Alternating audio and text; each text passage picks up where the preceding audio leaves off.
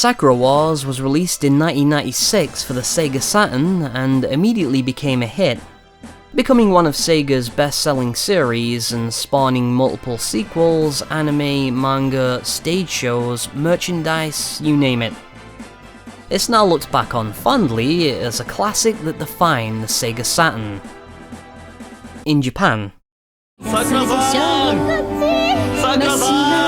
most everywhere else in the world probably only knows it through the anime series, or its representation in the Project Cross Zone games. And this is mainly because none of the games were localized until Sakura Wars 5 in 2010. And even then, the title did little to launch the series in the West. It was too little, too late for a series that had its heyday on the Saturn and Dreamcast. It's such a shame. It's a series with a wonderful premise that was perhaps a little too ahead of its time.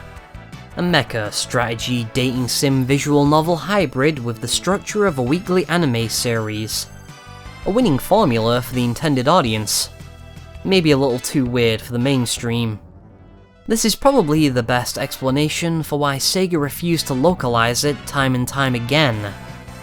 Even during the Dreamcast era, they had the first game fully translated into English, but decided not to release it. It all comes down to a lack of faith in its potential sales, which is ironic considering Sega is infamous for releasing things that had no chance of selling well. It's not just Sega that have passed on it either. Others have tried to release games in the series, many of them have failed. An attempt was made to instead bring over the remake of the first game on the PS2. It never happened. And then the PSP port. Once again, never happened. It's as if the series was cursed to never see the light of day outside of Japan and parts of Asia. Nevertheless, the series' colourful cast of characters, music, artwork, and just overall mystique has captured a small, yet dedicated fanbase in the West. This is certainly a game you've heard of if you've ever dabbled in the exciting world of import gaming. Those without knowledge of the Japanese language are left to play through these games using a translation guide. That's basically a document that has all of the dialogue translated for you, but none of it is in the game itself.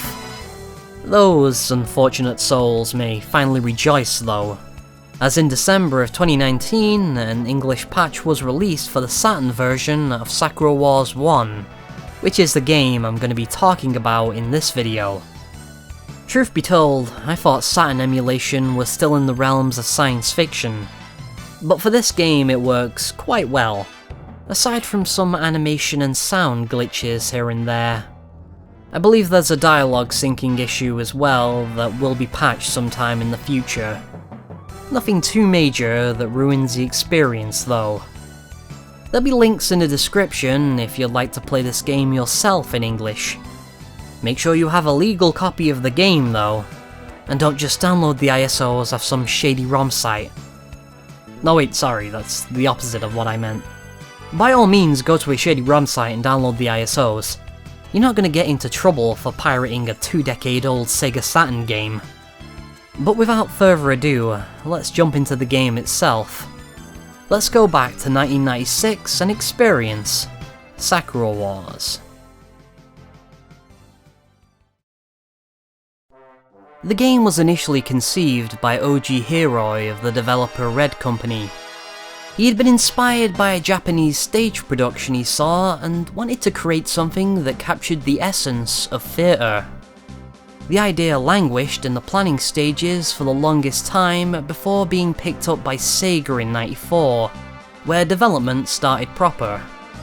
They had been looking for a unique mascot-driven adventure IP that would hopefully promote the then upcoming Sega Saturn console. Throughout production, there were worries that Hiroi's ambitious project was perhaps a little too ambitious for its own good. It was an odd blend of genres and ideas that had never really been done before. All that was cemented early on was that there would be girls, mecha, and music by composer Kohei Tanaka. The setting itself would take some time to take form. Originally, it was going to be an alternate history version of the Showa period. and then later the Meiji period, before finally settling in between the two with the often romanticized Taisho period, which is seldom portrayed in Japanese media.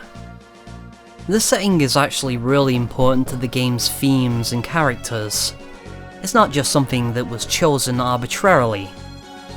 The Taisho period only lasted for 14 years between 1912 and 1926, but it was a significant time for Japan as a nation. They had aided the Allies during World War I and had gained recognition as a major player on the world stage. It was a tumultuous time. It was both a rise in militarism and modernization. Western values such as equality and democracy were beginning to gain traction, much to the chagrin of its older, more conservative generations. It was during this time that there were more opportunities than ever before for young women. They were becoming more independent and expressing themselves politically.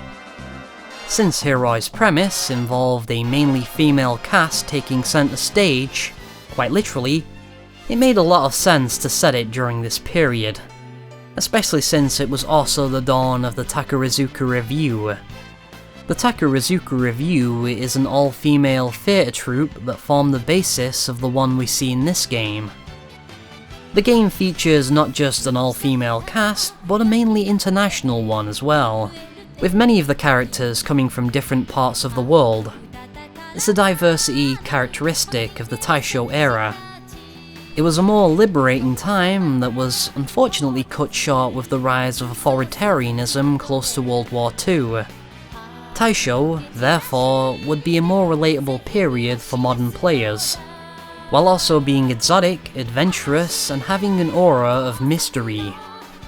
Very few records of the Taisho era have survived, due to the 1923 Great Kanto earthquake. This is an event that actually appears in the game, albeit for a completely different reason than it did in real life. Sakura Wars isn't strictly bound to the real Taisho period, as I'm sure you've noticed. It's more of an idealistic alternate history take on it. This would help ease players into some of the more fantastical elements in the setting, such as the steampunk mecha and spirit powers. Sakura Wars has the player take control of an Imperial Navy ensign named Ogami, who is transferred to captain a super-secret military unit that is disguised as a theatre troupe. It's known as the Imperial Assault Force Flower Division, a team made up of gifted young girls who are able to pilot the Kobu mecha using spirit energy. When they're not putting on performances for the Imperial capital, they're defending it from otherworldly monsters that threaten to bring it to ruin. The story has a Monster of the Week episodic type of structure, similar to many mecha and magical girl anime of the time. This is likely because of its writer, Satoru Akahori, who had previously worked as a series composer on a lot of anime. Each episode begins with the heroes involved in some frivolous slice-of-life hijinks, usually revolving around their roles in the theatre troupe. This part plays like an adventure dating sim, where the player is able to explore the building, talk to characters, and play the odd minigame here and there. The second half has the team deployed to the battlefield to deal with whatever new threat has been summoned by the antagonists, the Hive of Darkness, who are determined to destroy Taisho democracy and revive the shogunate. It's traditionalism versus modernity, a staple of any story dealing with this period in Japanese history. This part plays a lot like many strategy RPGs of its time, only much more simplified. There's no levels or grinding to be found here. It's entirely based around strategic use of your units to complete the mission objective. Each character has a standard attack and a much more powerful special attack.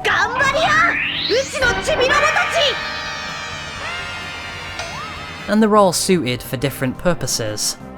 Some of the Kobu are more close range oriented with a high damage output, while others work better as snipers, chipping at enemies from afar. Characters are able to perform 2 actions each turn. This includes moving, attacking, defending, healing, and resting to regain spirit power, which is needed for special attacks. The last three are considered defensive moves and can only be used once within that character's turn. Similarly, moving and attacking can also only be performed once per turn. Ogami has a unique ability that doesn't use the turn, however. It's called Cover, and it can completely absorb an attack on one of your allies.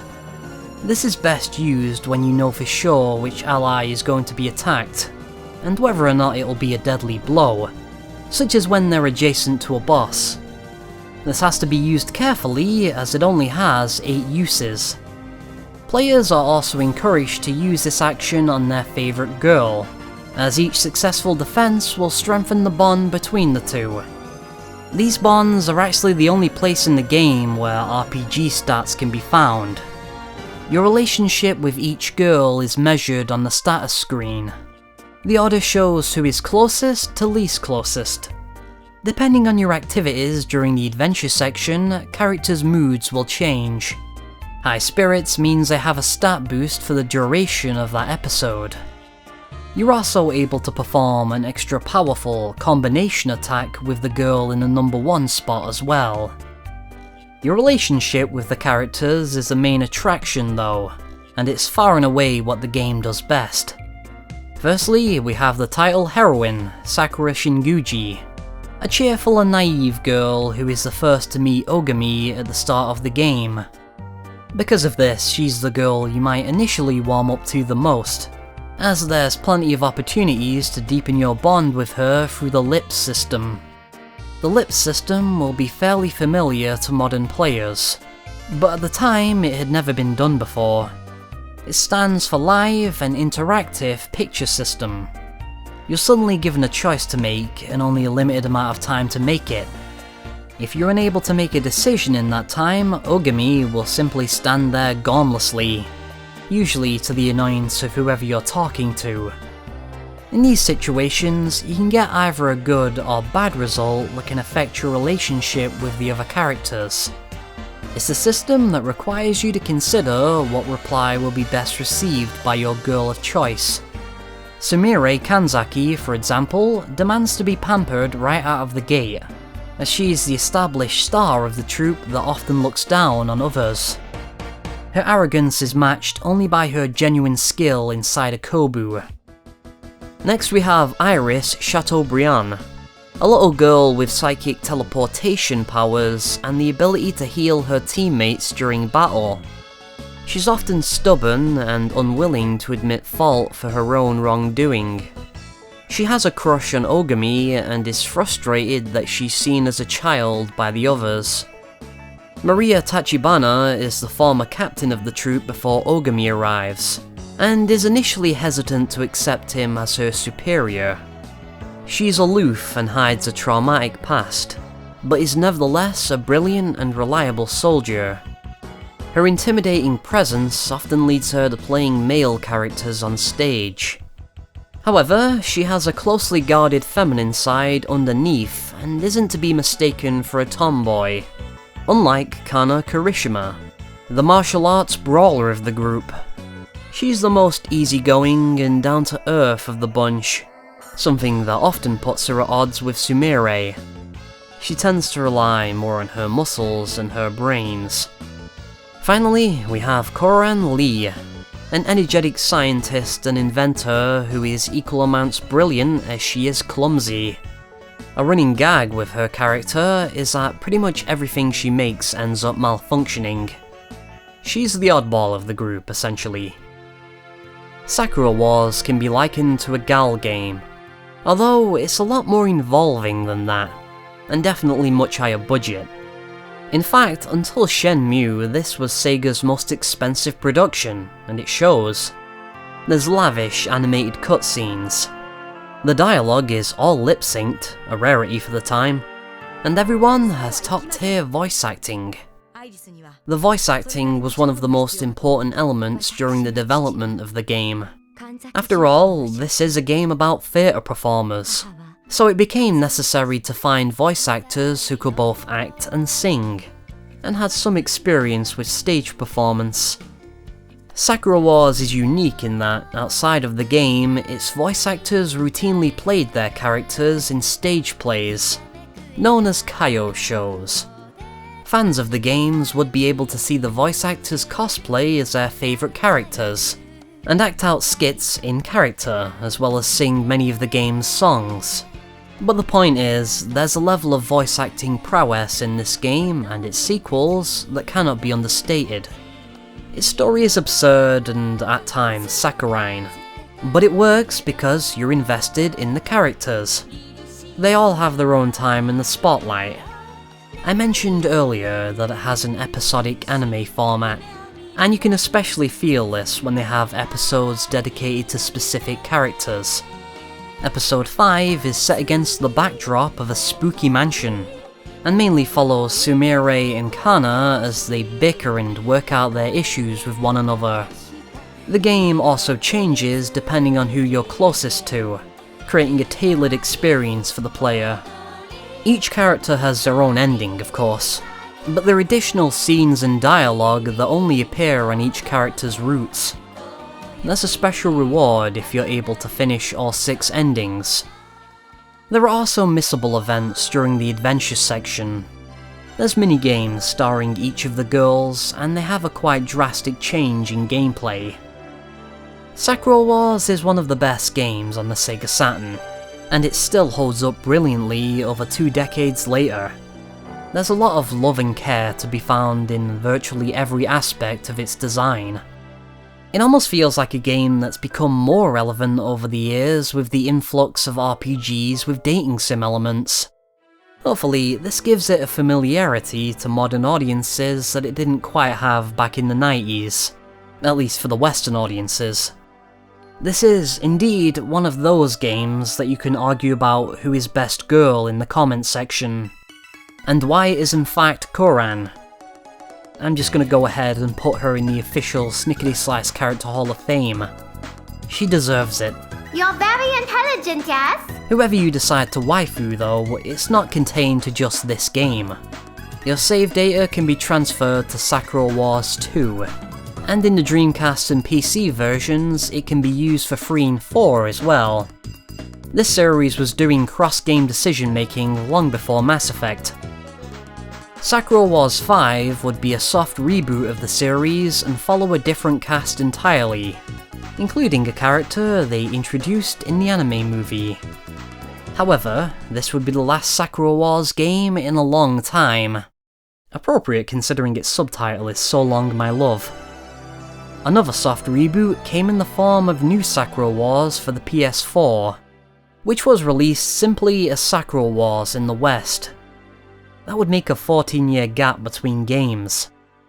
And you thought Ace Combat had it bad. 待望の第2弾ドラマチックアドベンチャー桜大戦2セガサターン